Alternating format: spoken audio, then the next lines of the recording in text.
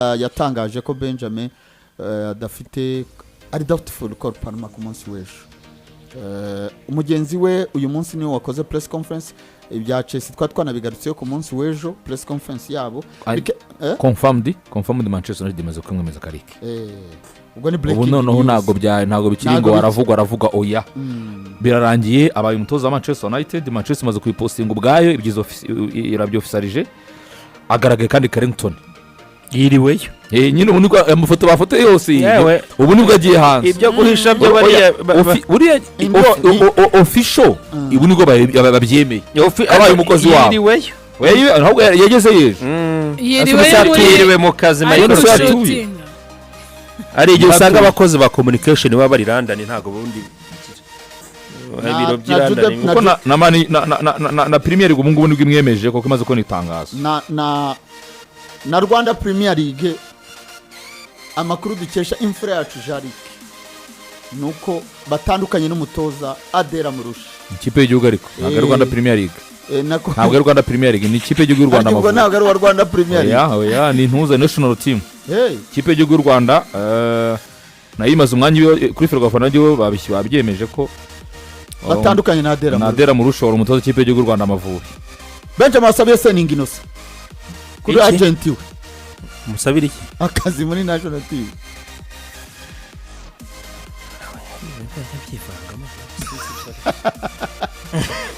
tugiye tureba amakuru Jarike atangaje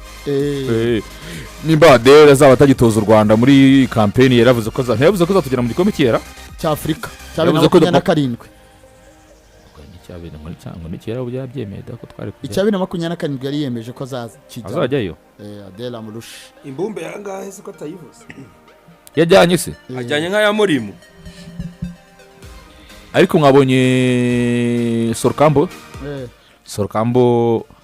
mu kanya gatoya ahantu yarari mu kiganiro yavuze ko kubwe kandi ko rwose ngo inama ari gutanga hareba ngo ari kuzemera nubwo abafana batamwemerega ku ngo nsigaye shaka kuvuga ikintu bakacyumva muri Tottenham yuko ngo ngabona umuntu wasimbura Thomas Frank ngo bijyanye n'abakinyi ifite Tottenham Hotspur kubwe ngabona yaba Ruben Amorim arayiroshe ntago yagaruka muri Rwanda none so yarahavuye sarahari ni gutoza naza toza nta kibazo Sorkambo rwose avuze ko ngo kubwe abona ko Ruben Amorim ari wasimbura yewe ni Thomas muri inama agiriye Tottenham aracyari wo mu Arsenal arakoze nyuma anavuga kuri twagarutse zo Maresca yavuze yuko Maresca ubwe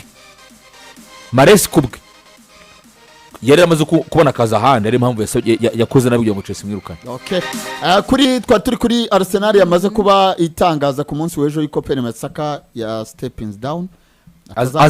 azarangizanya uyu mwaka aza stepping down umwaka urangiye azagenda kuko bamushimira ibikorwa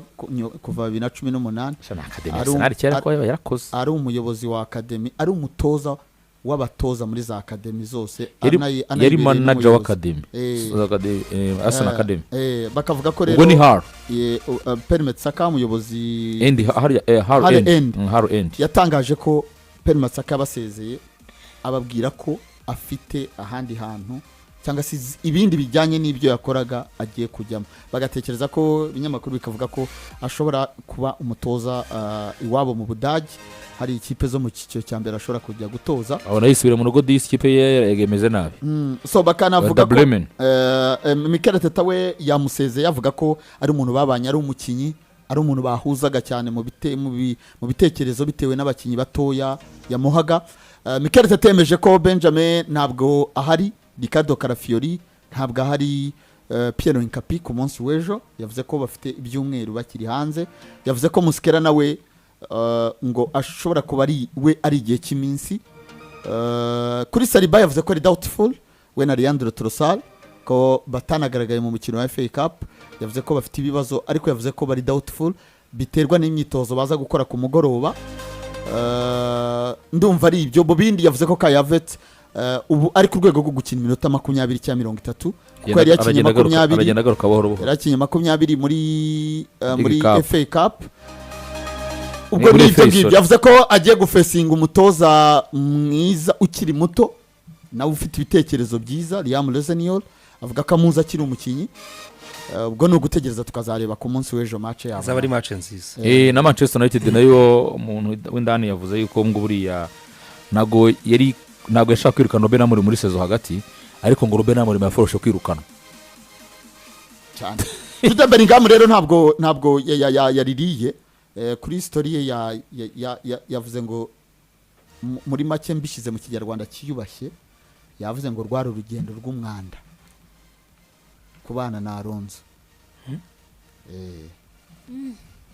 abaye nkaya ture neza yavuze ko rwari urugendo rw'umwanda. Ikipe ya Fenerbahce iri mu biganiro byo kurangizanya na Ngolo Kante bivuga ko ngo umutoza w'ikipe y'igihugu witwa Didier Deschamps yamubwiye ko muri aya mezi 6 byaba byiza ahinduye ligi yakinagamo. Turaza kubona move nk'izi kuko aya mezi 5 abakinyi bagomba guprovinga byinshi kugira ngo abatoza babone mu bibare yabo bazakoresha mu gikombe cy'isi. Rero Ngolo Kante yamuhamagaye singa kabiri ava muri Saudi Arabia ubwo yabonye urwego rwe. So harashaka rero kure buryo yagaruka mu Burayi kugira ngo performinge neza. Ibyo byose rero turaza kugenda tubireba nubwo yemejwe nk'umutoza wa Manchester United nk'uko Ford yabitubwiraga. Ben Jacobs avuga ko ngo Manchester United ngo iri kureba neza ijisho ry'uwitwa Thomas Tuchel igihe byaba bimunaniye byaba atabonye amasezerano mu ikipe y'Ubwongereza kuko ndafite afisigaje ayo gutoza umwaka gusa igikombe cy'isi karangira amezi 6 niyo yasigaje amezi 6 bari bakavuga ati twareba niyo byakunda avuye mu gikombe cy'isi agataza gukomereza hano cyane. Benjamin jo twavugaga kuri kono rugaraga ubu arimo arakora medical mu ikipe ya Tottenham Hotspur kuri miliyoni 40. Ikipe ya ikintu kibaye kuri Unai azarwana bamupapuye amaze kurekura Doni Marene muri AS Roma ngo bamupapuye uyu muntu nisebera muze wowe none asize imbaraga muri Tammy Abraham ya basket Josh Hart se no wayika Josh Hart akinira ntuza akinira New York Knicks New York Knicks n'umuti basketeri mbona ukomeye ndibona ejo ngo batsinze ikipe yitwa kuri finali zibiki ubona byo bahombanda bakwita baje mu zino bya basket cyane. Uyu mugabo rero yitwa Josh nta biheruka ikipe yabimeze nabi kandi mbona yarakomeye cyane muri za Portland na za New Orleans na Los Angeles Lakers zose azikinyemo abafana ba Golden State impamvu rero baje Ben gusaba umutoza wabo kwira impamvu rero baje Ben uyu mugabo nyine yitwa Josh ndabona ko yari mu ikipe y'Abanyamerika Josh Hart impamvu rero mvuze nuko kuri Twitter yanditse ati ntago ubundi byakakwiye ko umuntu wo mu ikipe yacu ntago none garagara asinyira Tottenham niyo titi nona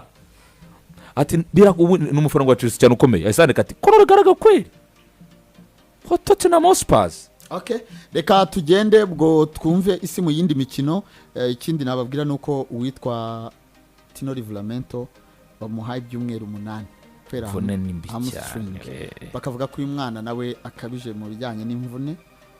kuko iyi ni imvune ya 4 agize muri iyi sezo gusa kanengemo kandi imvune ya 4 agize muri iyi sezo yonyine. Ndero umukinyi mwiza yari umukinyi mwiza uramuhungu no mukinyi mwiza pe. Mu gihe nanone uwitwa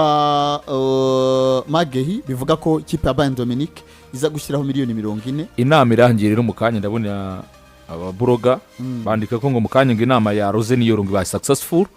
ngo ya mbere n'ubuyobozi bwe kandi ngo ikintu cya mbere abasabye Mage muri Chelsea Rose niyo rungu ikintu cya mbere abasabye reka turebe biravuga ko na ikintu cya mbere mu nama ibaye successful ngo abasabye Mage gusa wenyine ngo muri ku kwa mbere nta wundi ngo mukinya abasabye ubwo Chelsea yabayongereyemo mu gihe bavugaga ko Bayern Munich yo iri seriye cyane kuko ngiremera gutanga ibyo Crystal Palace iri gusaba. City yo iri gutanga miliyoni 30. Ariko nanone umusore witwa Magiyo camping kabivuga yuko yakwishima kujya muri Manchester City. Uyu mwana w'ikipe ya Crystal Palace cyane ikipe ya ngo yifuza kujya muri Manchester City. Ikipe ya El Nassr yari yatanze Bento muri Genoa yari yarangije kugera yanakoze medical nyuma y'ejo yuko umuzamu wabo ahawe ikarita y'umutuku izamusibye imikino 3. Umuzamu wabo wa mbere ejo yakoze ibara bivuga ko